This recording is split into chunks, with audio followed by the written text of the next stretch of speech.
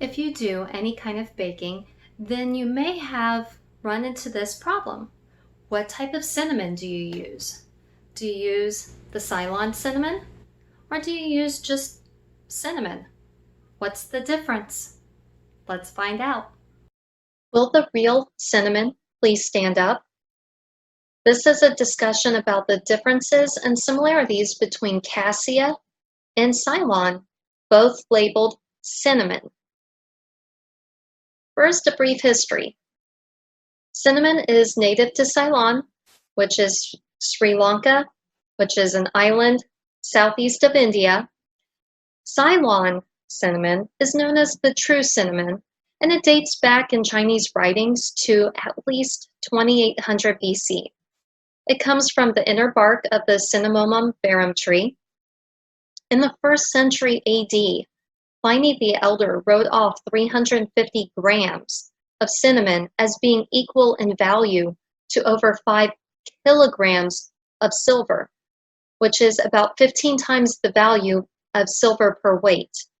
So in the 1st century, cinnamon was worth more than silver.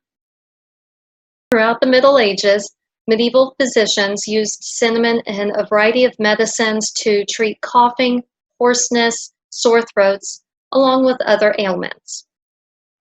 The Portuguese gained control of Sri Lanka in 1597 when Dharmapala of Koti died without an heir and had bequeathed the kingdom to the Portuguese monarch.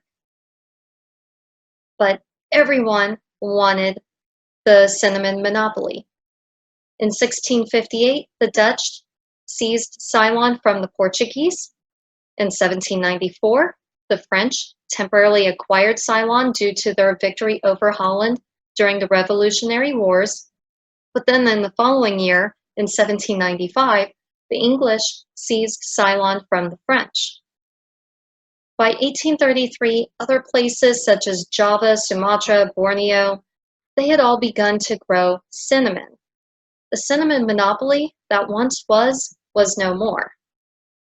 And if you're curious, the picture on the right-hand side of the screen is a picture of the cinnamon tree. But here's the question.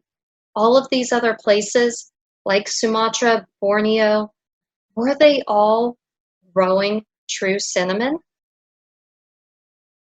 The Cassia cinnamon tree is an evergreen and it comes from southeastern China, but is now widely grown throughout Southeast Asia, including Vietnam.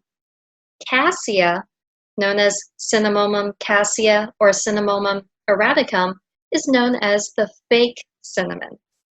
Cassia was introduced to Europe by Jewish traders who referred to the spice as Ketsia in the 19th century.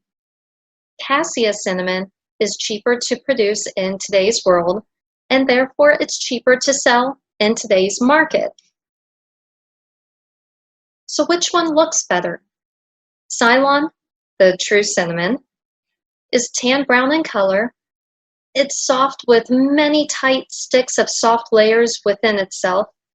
It's very fragile. It can break very easily. You can grind it at home.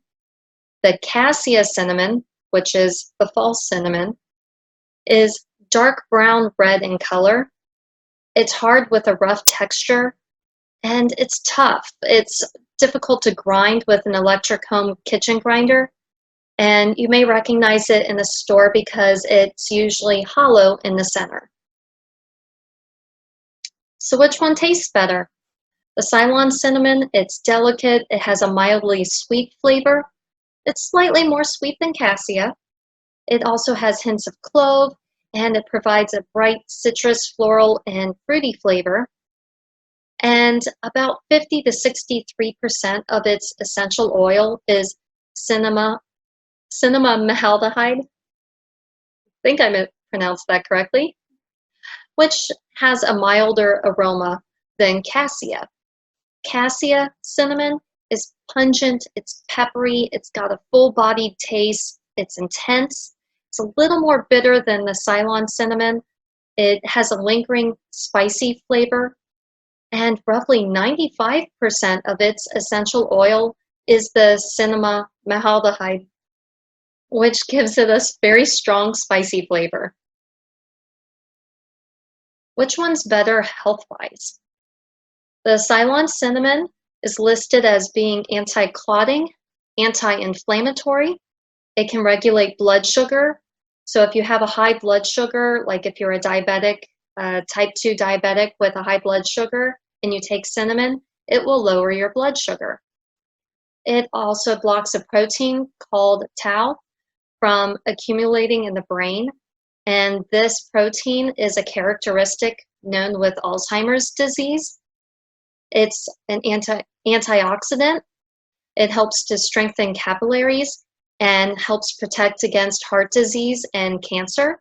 It's antibacterial, antifungal, antimicrobial, and antiparasitic, as well as being a blood pressure reduction.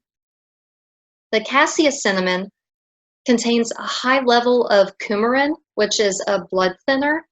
So it can damage your liver, but you need to have at least 15 cups needed for a lethal dose.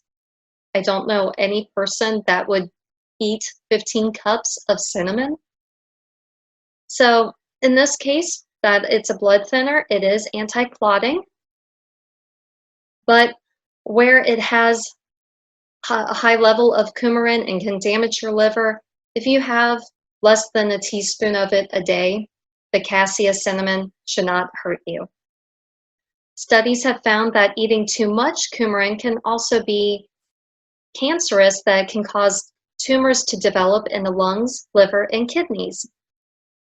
Cassia cinnamon also helps regulate blood sugar with lowering the blood sugar. It also blocks the protein called tau. It's also an antioxidant. And it also contains calcium as well as manganese and minimal trace amounts of iron and potassium. And it's also antimicrobial, which is good for gastrointestinal ailments.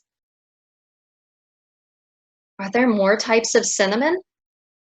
If you look on the picture on the right, you will see there's two umbrellas, the Ceylon and the Cassia. Under Cassia, you will see there's actually a couple different varieties. You have the Indonesian variety and the Saigon variety. So of these, there are list 4 that are sold in the world, Ceylon or Cassia, but with the Cassia, just know it can be from Indonesia or Vietnam. Most cinnamon sold in the United States is the Cassia variety, specifically the Indonesian variety. Most cinnamon sold and used in Europe and Mexico is the Ceylon variety, which is listed as being the true cinnamon. So which is better? If you use the Ceylon cinnamon, it pairs well with non-competing flavors like vanilla, maple, honey, or simple baked goods. And if you are baking anything from a pre-18th century Western recipe, such as latvergay or orange pie, both of those recipes are 16th century recipes, which I have videos on my YouTube channel. Check them out. But with these pre-18th century recipes, you want to use the Ceylon cinnamon, the true cinnamon. But if you use the Cassia cinnamon, specifically the Saigon cinnamon is excellent in curries, cinnamon-focused sweets like cinnamon rolls or snickerdoodles, or anything with a strong flavor like coffee or chocolate.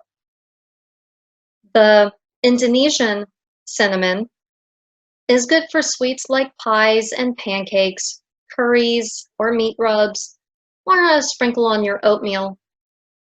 Fresh berries are optional.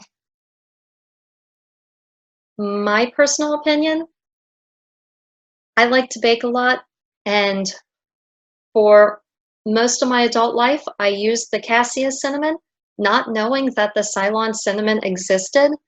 And now I've tried using the Ceylon cinnamon, and my personal preference, I like that one more.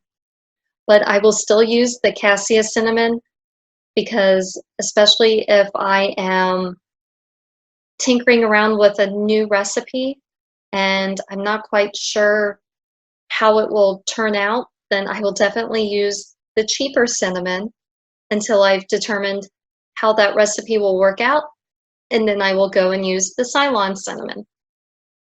And in this picture, you will see I've got a picture of my snickerdoodle cookies, along with a link to my YouTube video on making snickerdoodles. Check it out. If you have any questions, please post them in the comments below. Remember to like the video, hopefully you liked it, and click subscribe.